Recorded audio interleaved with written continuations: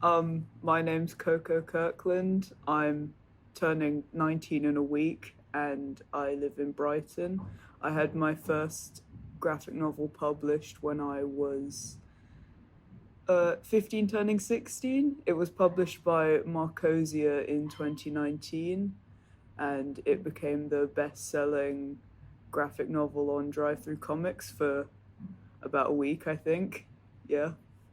I've always been very visual, but I've always liked writing, so having visuals support writing has just always helped me a lot with being able to read and understand stories and look at books and that type of thing. So comics have always really been like the perfect medium for me, and since then I've started just exploring the medium in depth as much as I can. And there's so many like tiny little nuances to comics. It's really like a fascinating art form.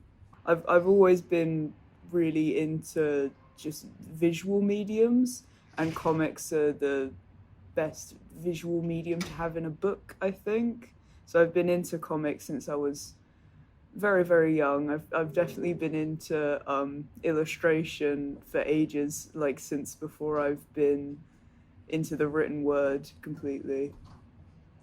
The idea for my graphic novel was actually just a thought that like randomly popped into my head when I was in the pub with my dad, and I just said, wouldn't it be cool if some guy died and became a ghost and a zombie, and they made up like the ego and the ed dynamic, and then they would have to work together to solve his murder.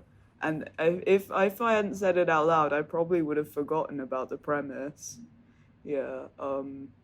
So it's like the zombie can touch things, but it's stupid, and the ghost is smart, but it just like phases through stuff. So it's a comedy. It doesn't take itself very seriously, but I don't want it to. So. Well, the format for my book is it's really quite small. It's like thick and small, so it reminds a lot of people of a manga, um, which is kind of had to be like that because it's so long. It's actually Marcosia's longest book, which I don't know whether I brought that up. It's their longest book, and I'm their youngest author. That's exciting. Yeah.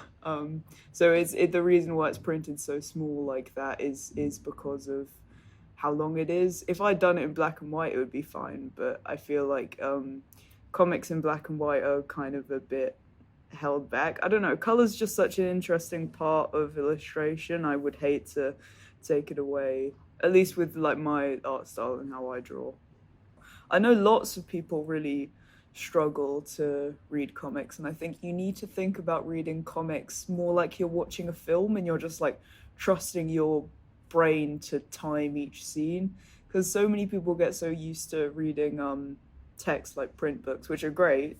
Text print books are fantastic as well, but people get so used to reading those that they won't know how to pace it themselves, and that's not even something that you do consciously. I think that's something that your mind just starts doing. And then there are loads of like techniques people will use to figure out how to pace a comic when there's no like you could just look picture, but there's differences between like how you stretch out the panels, how you stretch out the words. There's also the shots, like are you doing a close-up shot or a wide shot, like that type of thing. So you really need to think about, I'm using visuals, how do I use them to manipulate the flow of what I'm doing here. My favorite thing to do with comics, especially when I was a lot younger, not so much now, but when I was a lot younger, I used to just take anything that caught my eye. And I think in doing that, I've learned how to catch other people's eyes, because I'd read like a very wide range of, like I would intentionally not be picky with the comics that I'd read.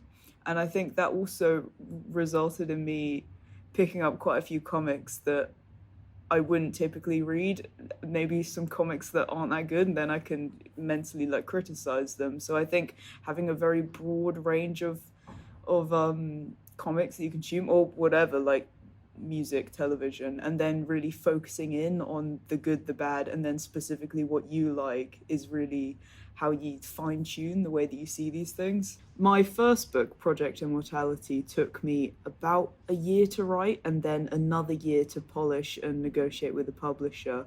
This next book that I'm working on, which is first draft done, I started working on in 2017, so I think it might actually be older than Project Immortality, and it's getting there. It's getting to the point where it's done. It's a graphic novel that's a hybrid of visual illustrations and written words. So I'm using things like incorporating poetry and just the random panel here and there on the page.